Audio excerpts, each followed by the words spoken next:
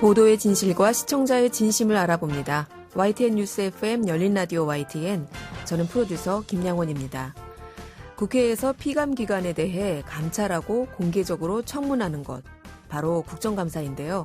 올해 국감 어떻게 보셨습니까? 국정감사라는 말 그대로 국가기관이 살림살이를 알뜰하게 잘하고 있는지, 부정부패와 비리, 부조리는 없었는지, 입법부가 행정부를 감시하는 기능인데요. 내년 대선을 앞두고 불거진 부동산 개발 비리 의혹으로 인해 올해 국감은 특정 대선 후보의 인사청문회가 아니었냐. 그래서 더 뜨거웠다. 이런 평가도 나옵니다. 지난주 막을 내린 국감 보도 내용 잠시 후 미디어 비평에서 짚어보겠습니다. 오늘 순서 바로 시작하죠.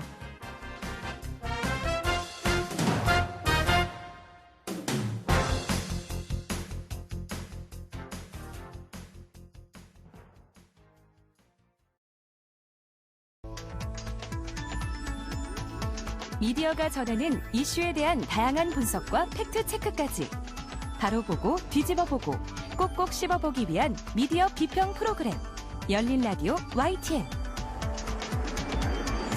네, 한 주간 뉴스를 꼭꼭 씹어보는 시간 미디어 비평입니다. 오늘은 장신대 교양학 미디어 트랙 조수진 교수 전화 연결돼 있습니다. 교수님, 오랜만입니다. 네, 안녕하세요. 네. 자, 지금 국정감사가 끝났죠. 지난주로 끝났는데, 네, 현 정부 마지막 국감인데다가 또 대선 후보인 경기도지사 이재명 후보가 대장동 의혹 관련해서 직접 발언할 수 있는 어떤 장이 마련되면서 그 어느 때보다 좀 국감에 대한 관심이 뜨거웠던 것 같은데, 네, 어떻게 보셨어요? 네, 여야 모두 대장동 의혹과 관련한 공방전을 주력을 했습니다. 그래서 이에 대한 우려의 목소리도 높은데요. 그래서 이제 국감이 이재명 국감으로 이재명 청문회 이런 것으로 변질되고 있다라고 지적하는 보도들이 나오고 있습니다. 근데 이제 이렇게 대부분의 그 상임위가 파행적으로 운영되다 보니까 언론 보도도 이것과 관련된 보도가 대부분이었습니다. 그래서 디카인지에서 국감이 시작된 지난 10월 1일부터 한 3주 동안 기사를 검색해 보면은요, 4,582건의 그 뉴스가 검색이 되는데요. 이걸 연관어 분석을 해보면 역시 가장 많은 것이 대장동 의혹이 엄청 크게 뜨고요. 그다음에 이재명 지사, 이재명 후보 이렇게 나옵니다. 그러니까 국정감사라는 게 사실은 이제 국회가 국정 전반에 대해서 행하는 감사를 말하는 건데요. 이런 중요한 이슈들이 다뤄지는 게 아니라 대부분 이런 식의 파행이 계속되는 문제도 심각하지만 이제 오늘 우리가 생각해 봐야 될 건 그런 파행을 중계만 하는 또 그런 언론의 문제를 좀 생각해 봐야 될 것 같습니다. 파행도 파행이지만 이걸 중계만 하는 언론의 모습. 교수님은 이번 국정감사를 좀 그렇게 정의하신 것 같네요. 네. 언론이 사실은 이제 사회환경 감시의 기능을 해야 하는데 국감에서 다뤄야 할 사안을 제대로 다루지 않는다면 그런 이제 문제 제기를 해야 되잖아요. 근데 그런 것들이 이루어지지 않고 또 방대한 그 국감 자료가 있는데 그 안에는 사실 정말 중요하게 다뤄져야 할 이슈들이 있거든요. 근데 그게 뭔지 스스로 의제를 이제 언론이 설정해서 분석하고 비판하는 게 언론의 책무일 텐데 우리 언론의 국감 보도를 보면 그저 아까 말씀드린 대로 국감 현장 파행 분위기만을 전달하는 중계, 그다음에 갈등 파행, 대립을 한 이벤트로 보는 것 같아요. 그래서 정치적 이벤트로 보고 그저 전달만 한다는 게 문제죠. 그래서 역시나 진짜 의제 설정 기능이 상실됐구나라는 걸 이번 국감 보도를 보면서 더더욱 느꼈습니다. 네, 이번 국감장에는 난데없이 여배우 음성도 등장하고, 또 강아지 인형도 등장하고, 그래서 이번에도 이걸 퍼포먼스라고 해야 되나요? 좀 그런 것들이 줄을 이뤘던 것 같아요. 네, 조폭 연루설에 돈다발 사진까지 등장을 했죠. 그러니까 이런 폭로 같은 것들을 중계하는 차원을 넘어서 누가 무슨 말을 폭로하면 또 그걸 그대로 받아쓰기만 하죠. 그래서 받아써서 전달만 하는 행태가 여전히 많았고요. 분석하고 해설하는 기사는 찾아보기 어렵습니다. 이러다 보니까 이제 정치인들도 매해 국감마다 이런 것들이 나오잖아요. 그래서 주목받기 위해서 수위가 또 강해지는 것 같아요. 그리고 확인되지 않은 사실도 이번처럼 일단 막 던지고 보는 거죠. 그래서 주목받기 위해서 퍼포먼스도 새롭게 등장하고 그러면 이제 갈등 논쟁이 계속해서 더해지고 또 그런 갈등의 상황이 언론이 또 원하는 그림인 거고 그래서 이 상황이 주목받다 보니까 정치인들은 또 더 강력하고 치명적인 발언, 폭로 이런 것들로 주목받으려고 하고 그래서 이런 게 계속 악순환이 되는 겁니다. 그래서 주목받으려고 발버둥 치는 정치인과 시민들의 눈길을 끌고 조회수를 높이기 위해 갈등의 소재가 필요한 언론의 합작이 아닌가 이런 생각까지 듭니다. 네, 그러다 보니까 기사 제목도 좀 자극적으로 이어졌던 것 같은데 이번에는 어땠나요? 네, 우리가 이제 제목 장사라고 하는데 네. 여전했고요. 기사 제목에 역시 흐흐흐, 크크크 이런 조롱성의 의성어가 들어가기도 했고요. 그다음에 제목에 국감서 가슴골 보여준 점점점 성인지 감수성 문제 이런 제목의 이런 기사도 나왔는데요. 네. 분명 그 의원의 성인지 감수성이 떨어진다라고 비판하는 내용의 기사인데 문제는 이제 제목 역시 성인지 감수성이 떨어지는 게 아닌지 이제 지적할 수밖에 없는 상황이고요. 그리고 이제 국감도 요즘에는 유튜브로 생중계를 하기 때문에 어느 방송사가 유튜브 생중계로 대박이 났다. 이런 등의 기사들이 되게 많았습니다. 네. 네. 그다음에 격돌 이런 전투 용어 이런 것들 사용도 빠지지 않았고요. 네. 저도 이번 국감을 유튜브 생중계를 봤는데 어느 언론사는 소수의 시청자가 있는 반면에 또 어느 언론사 보니까 10,000명 넘게 이렇게 들어와서 시청자들이 보기도 하던데 그런 것들도 또 보도가 나오기도 했군요. 사실 우리 언론 행태에서 좀 늘 문제 제기했던 부분이었던 것 같은데 이번 국감 보도에서도 좀 똑같은 지적이 되는 게 아닌가? 작년 거 아닌가? 이런 생각이 들기도 하네요. 네, 맞습니다. 그 기자협회보가 이런 보도를 합니다. 21년 전에 지적받았던 국감 보도 지금은 괜찮을까라는 그 지난 12일자 보도인데요. 21년 전 그러니까 2000년 10월 9일자 그 똑같은 기자협회보에 국감 보도 올해도 겉돈다라는 제목의 기사가 있었는데 21년이 지난 지금도 별다를 게 없다는 겁니다. 당시 기사를 이제 제가 봤어요. 그랬더니 경마식, 수박, 겉핥기식 보도로 본질에 접근하기보다는 피상적인 현상 나열에 그쳤다라는 지적이 많다라고 그때도 역시 지적을 합니다. 21년 전에? 네, 21년 전에. 지금의 상황과 별로 다를 게 없죠. 네. 그리고 우리가 앞에서 말하는 그 중계식 보도, 또 본질보다는 국감 현장에서 오가는 구성들이 나열되는 행태가 거의 유사하고요. 여기서 이제 기자들에게 몇 가지 제언하는 부분도 나오는데 평소 기자들이 상임위의 활동에 관심을 좀 갖고 그다음에 이제 중요한 건 국감이 끝난 후에도 의원들이 제기한 문제를 행정부가 과연 제대로 이행하는지 감시할 것을 촉구하는 내용이 나오거든요. 네. 정말 중요한 내용이죠. 그러니까 기자들이 평소 상임위 활동에 중요한 이슈들에 대해서 관심을 갖고 취재를 한다면 거기서 제공하는 보도자료 제공하는 것만 말고 국감에서 다루지 못하고 있는 문제들에 대해서 비판하고 지적할 수 있을 겁니다. 그런 언론의 비판이 있다면 또 정치인들도 함부로 하지 못하겠죠. 네. 그리고 더 중요한 건 늘 일회성 보도로 끝나는 문제들이 있기 때문에 국감 이후 감시견의 역할도 반드시 필요합니다. 이게 사실은 선거에서도 마찬가지인 것 같습니다. 선거 때만 되면 남발되는 공약들, 그 공약들이 과연 제대로 지켜지는지 공약 이행률에 대한 보도가 거의 없거든요. 우리 보도에 보면. 그래서 국감이나 선거나 이후에 얼마나 제대로 실천되고 있는지 좀 이렇게 살펴볼 필요가 있겠습니다. 그래서 지금 여기 21년 전 보도에서 이렇게 지적하고 촉구하고 있는데 참 슬픈 게 역시나 이게 현재에도 유효하다라는 거죠. 네. 국감장에 나서는 정치인들의 태도나 국감 자료도 문제가 있지만 제대로 된 감시가 안 됐을 때 이것을 지적할 수 있는 언론, 이 언론이 과연 있기는 한 것인가 이런 말씀이신 것 같아요. 네. 사실 이제 제가 이 시간을 통해서 미디어 비평한 지가 2년이 넘었어요. 네. 근데 제가 이 프로그램 준비할 때 이제 보통 최근 관련 기사, 그다음에 관련 단체 자료, 빅데이터 돌려보고 그다음에 논문 이런 것 막 찾아보거든요. 근데 늘 느끼는 건데 사실은 90년대 논문에서 지적하고 있는 사안이 여전히 유효하다라는 거거든요. 네. 우리 그 미디어 환경은 굉장히 많이 급변한다라고 하는데 달라지는 건 없고요. 그다음에 저널리즘 앞에 붙는 새로운 명칭들만 더 늘어나고 있다라는 생각이 듭니다. 예전에 이제 저널리즘 학자들이 저널리즘 현상을 연구해서 이론으로 만들어서 무슨 저널리즘 이런 게 아니라 요즘에는 일반인들도 무슨 저널리즘 이런 거 많이 만드시더라고요. 네. 그래서 그런 거 통칭해서 그냥 나쁜 저널리즘이라고 부르기도 하는데 참 슬픈 현실이죠.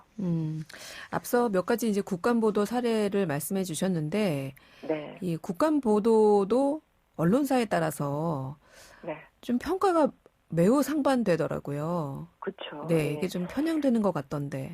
예, 이 부분을 이제 검증한 논문이 있어요. 그래서 언론과 정당 간의 유착주의, 정당별 국정감사에 대한 언론의 편향적 의제 구성 방식이라는 연구인데요. 네. 그러니까 보수 진보 신문이 과연 국정감사 보도를 어떤 식으로 의제 설정하는지를 살펴봤는데 굉장히 이제 유의미한 내용들이 많이 나옵니다. 앞에서 지적했던 것처럼 뭐 역시나 심층 해설 기사 적고 그다음에 이벤트성 국감 보도를 압도적으로 많이 다룬다라는 것으로 그다음에 기자들이 취재보다는 국회의원들의 일방적인 주장을 그대로 전달하는 데 그치는 것으로 나오는데요. 그리고 이제 정보원 활용에 있어서도 보수나 진보나 모두 자신들이 지지하는 정당의 정보원을 적극 활용한다라는 겁니다. 네. 여기서 문제인 건데 그 언론과 정당 간의 유착 관계가 보인다라는 겁니다. 그러니까 이거를 이제 언론 정당 간 병행 관계, 그다음에 예전에 우리가 또 다룬 적 있어요. 언론 정당 간 좋은 관계라고 하는데 이게 확인이 된다라는 겁니다. 국감 보도에서. 네. 그러니까 이제 유착 관계가 정당에게 유리한 의제는 강화를 하고요. 그다음에 불리한 의제는 축소를 해서 보도를 한다라는 거거든요.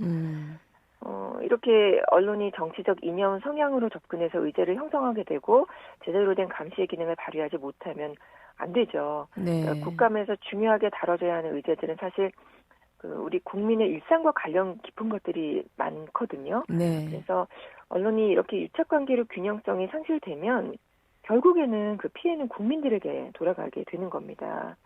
그래서 21년 전에 지적받았던 국감 보도 문제가 지금도 여전히 반복되고 있는데 몇 년 후에는 조금 달라졌다, 조금만이라도 네. 달라졌다라는 사설 기사를 좀 볼 수 있었으면 좋겠습니다. 그러니까 저는 그런 생각도 들었어요. 이번에 어느 대선 후보가 국감 현장을 그 유튜브로 네. 해설 중계를 해서 좀 화제가 되기도 했잖아요. 예. 근데 사실 대부분 과거와는 달리 요즘에는 유튜브로 우리 시청자들도 직접 국감 현장에 있는 것처럼 그 그렇습니다. 현장을 볼 수가 있는데 그 의원들이 질의하는 거 이렇게 보면 왜 네. 우리가 부끄럽지? 이런 생각 들기도 하거든요. 네. 예, 그래서 실제로 이렇게 우리 선거권을 갖고 있는 투표권을 갖고 있는 유권자들도 이런 국감 현장을 직접 보시면서 우리 지역 의원들이 도대체 어떤 준비를 해서 제대로 국정감사를 하고 있나 네. 이런 걸 좀 감시해 주시는 자세도 좋을 것 같아요. 그러니까 언론이 감시견 역할을 해야 되는데 이제는 국민이 감시견 역할을 해야 되는 그런 시대가 됐습니다. 네. 네, 그렇습니다. 알겠습니다. 오늘 말씀 잘 들었습니다. 고맙습니다. 네, 감사합니다. 네, 지금까지 조수진 장신대 교양학 미디어 트랙 교수였습니다. 진실을 전합니다. 진심을 다합니다. 시청자 여러분의 목소리에 귀 기울이는 YTN 뉴스 FM 열린 라디오 YTN 토요일 저녁 8시 20분에 방송됩니다. 한 주간 YTN 라디오에서 방송된 프로그램들을 모니터링하고 평가해보는 시간입니다. 오늘은 박재린 시청자평가원 전화 연결돼 있습니다. 평가원님 안녕하세요. 네, 안녕하세요. 네, 이번 주에는 어떤 프로그램 모니터링 하셨습니까? 네, 이번 주엔 퇴근길 시사정보 프로그램 이동영의 뉴스 정면 승부 그리고 굿머니 굿나이프를 들었습니다. 대체율이었던 10월 4일과 11일은 굿머니 굿나이프를 들었고 이틀을 제외한 10월 5일부터 2주 동안은 이동영의 뉴스 정면 승부를 모니터했습니다. 네, 자, 2개 프로그램 들으셨는데 어떤 것부터 살펴볼까요? 네, 먼저 뉴스 정면 승부를 살펴볼 텐데요. 국민의힘 대통령 후보자 선출을 위한 토론회가 진행 중입니다. 이 토론회 관련 내용을 전할 때 자극적인 논란 위주의 이야기만 반복적으로 언급됐다는 점을 지적하려고 합니다. 10월 1일 금요일에 국민의힘 대선 경선 5차 방송 토론회에서 윤석열 후보의 손바닥에 적힌 한자 왕자가 주목을 받았습니다. 이 왕자가 주술과 관련된 게 아니냐는 지적이 일면서 논란이 됐는데요. 유력한 대선 후보이고 이를 다루는 것 또한 검증의 과정이긴 합니다. 하지만 이 내용이 대휴일인 월요일을 제외하고 5일 동안 단 하루도 빠짐없이 등장했습니다. 이 왕자와 관련해서 진행자나 패널이 주고받은 이야기도 매번 크게 다르지 않았습니다. 이런 논란은 불필요하다. 제대로 된 해명이 필요하다. 캠프 쪽 대응이 이해가 안 간다 정도로 이에 대한 해설이 특별히 반복해야 할 만큼 새로운 내용도 아니었습니다. 더 짚고 싶은 것은 토론회에서 주목할 만한 게 손바닥에 왕자 말고는 없었냐는 건데요. 이 내용을 언급하지 않는 게 옳았다는 게 아니라 이런 논란에 가려서 주목받지 못한 주목할 만한 정책 이야기나 다른 검증 사안에 대해서도 조명을 했더라면 유권자 입장에서 좀 더 유익한 내용이 많았을 것 같다고 생각했습니다. 네, 좀 정책적인 질의를 해줬으면 좋았겠다 이런 말씀이신 것 같고요. 자, 다른 내용은 어떠셨나요? 네, 이번에 짚을 내용도 방금 말씀드렸던 왕자 논란과 연관된 것인데요. 10월 8일 금요일에 방송된 그때 그 사람 코너는 대통령과 종교 사이의 해프닝이라는 주제였습니다. 윤 후보의 왕자 논란이 주술과 관련이 있다는 이야기가 나오면서 이 코너에선 과거의 비슷한 사례를 찾아 소개해줬습니다. 그 내용을 살펴보면 이승만 대통령이 총리였던 시절 대통령이라는 명칭에 집착했다는 이야기, 또 김영삼 대통령이 학창 시절 김영삼 대통령이라는 글을 써서 책상에 붙여놨다는 이야기도 있었습니다. 윤 후보의 왕자 논란과 같이 다룰 만큼 연관성이 있어 보이지 않았고 조금 억지스럽기도 했습니다. 해프닝 정도로 볼 수 있는 내용을 이렇게 재생산할 필요가 있을까 하는 생각도 들었습니다. 네, 특정 후보의 해프닝을 프로그램에서 너무 자주 언급하고 다룬 것이 아니었나 이런 평가하셨고요. 자, 여야 각각 그 대선 후보가 이제 등판을 하고 있어요. 이와 관련해서 좀 덧붙이고 싶으신 평가 내용 있을까요? 네, 여야 거대 정당 소속이 아닌 대선 후보 소식도 다뤄줬으면 좋겠습니다. 지난 10월 6일 수요일에 방송된 정면 인터뷰에서 대권 도전을 선언한 김동연 전 경제부총리를 인터뷰했습니다. 선거가 가까워지면 거대 정당 두 곳에 집중되는 현상이 더 과열될 텐데요. 지금 단계에서라도 여러 후보자의 정책 관련 정보를 접할 기회를 더 적극적으로 마련하면 좋겠다고 생각했습니다. 또 이번 인터뷰는 여당과 제1야당의 정쟁 이야기만 듣다가 오랜만에 정책 관련 내용을 들을 수 있었는데요. 이걸 듣고 나니 여야 두 정당 후보들이 말하는 정책을 김 전 총리가 말한 정책과 비교해보고 싶은 생각도 들었고 또 주목받지 못한 다른 후보가 없는지도 궁금해졌습니다. 이번 인터뷰처럼 정책에 대한 관심도를 높일 수 있는 내용이 더 나오면 좋겠다고 생각했고요. 그리고 지난 10월 10일 화요일에는 정의당의 대선 후보가 확정됐는데도 비중 있게 다른 부분이 없었습니다. 제1야당과 의석수 격차는 크지만 세 번째로 의석수가 많은 정당인데도 이번엔 지난 대선 때보다 표를 더 많이 받을 수 있을까 정도로만 언급한 것은 아쉬웠습니다. 네, 여기까지 이동영의 뉴스 정면 승부에 대한 모니터 의견이셨고 굿모닝 굿라이프도 들으셨죠? 네. 지난 10월 12일 화요일 굿모닝 굿나이트를 들었는데요. 이날 방송에서는 은퇴한 50대와 60대 부부의 사연을 다뤘습니다. 두 부부의 경제적 상황의 차이가 있어서 전문가의 컨설팅 내용은 달랐지만 연령대가 비슷하다 보니 주택연금은 가능한지, 얼마나 받을 수 있는지, 국민연금은 어느 정도인지 등 다루는 내용의 절반 정도가 겹쳤습니다. 요즘엔 젊은 층에서도 노후에 대한 관심이 많은데요. 매주 두 개의 사연을 소개할 때 연령대의 차이를 좀 둬서 다양한 정보를 전달할 수 있도록 하면 여러 연령층의 청취자에게 골고루 도움이 되는 프로그램이 될 수 있을 것 같습니다. 네, 오늘은 굿모닝 굿라이프 그리고 이동영의 뉴스 정면 승부에 대한 시청자 평가원의 의견 들어봤습니다. 오늘 말씀 고맙습니다. 네, 감사합니다. 네, 지금까지 박채린 시청자 평가원이었습니다.